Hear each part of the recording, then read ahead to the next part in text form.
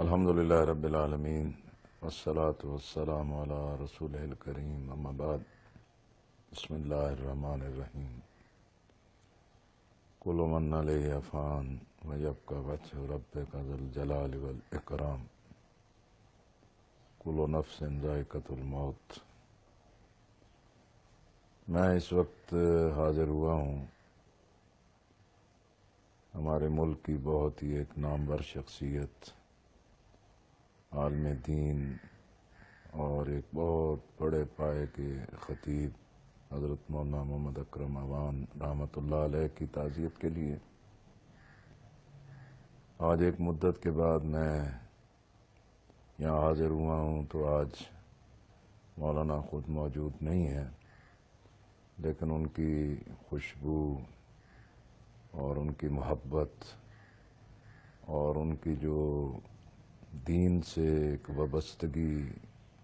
کا ایک ماحول تھا، وہ اسی طریقے سے الحمدللہ قائم اور دائم ہے۔ ہم نے یہاں تعزیت بھی کی ہے، دعائے مغفرت بھی کی ہے۔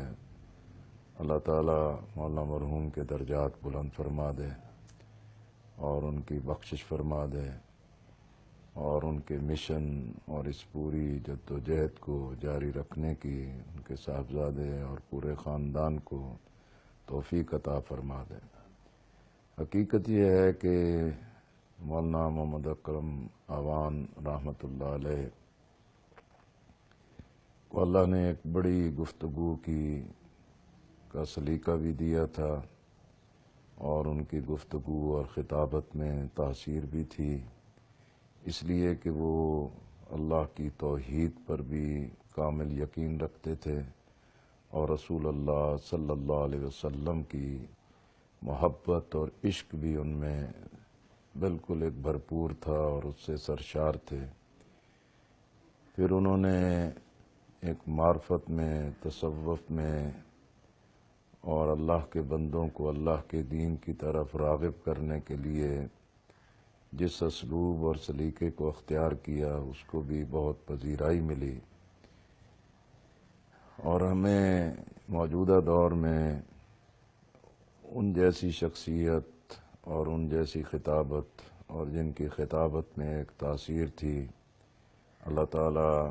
پھر ہمیں ان کا نعم البدل عطا کرے تاکہ ان کی اس مشن کو جاری و ساری رکھا جا سکے۔ ذاتی طور پر بھی ان سے ایک بڑی عقیدت تھی۔ پھر جماعت اسلامی پاکستان کے سابق امیر قاضی حسین احمد رحمۃ اللہ علیہ کے حوالے سے بھی ان کے ساتھ ایک بڑی نسبت اور ایک بڑا تعلق تھا۔ انشاءاللہ وہ جنت میں ہوں گے اور اللہ تعالی ہماری جنت میں ہی ان سے ضرور ملاقات کروائیں گے، اور ہمیں بھی یہ موقع ضرور نصیب ہوگا۔ حقیقت میں جو رہ جانے والے ہیں، جو پیچھے موجود ہیں، ان کی اصل ذمہ داری یہی ہے کہ ان کے اس اسلوب کو، سلیقے کو، ان کے مشن کو، ان کی تعلیم کو اور ان کے اس پیغام کو عام کیا جائے۔ اور میرے لیے یہ بڑا باعث اطمینان ہے کہ ان کی تقاریر کو، تفسیر قرآن کو اور ان کی خطابت میں جو مختلف موضوعات پر جو ایک بیان تھا، ان کو بھی ضبط تحریر میں لایا جا رہا ہے، اور انشاءاللہ یہ افادہ عام ہوگا اور لوگوں کے لیے ایک بڑی علمی اور ذہن کے اطمینان کا ایک ذریعہ بنے گا۔ میری دعا ہے کہ اللہ تعالیٰ ان کی مغفرت کرے،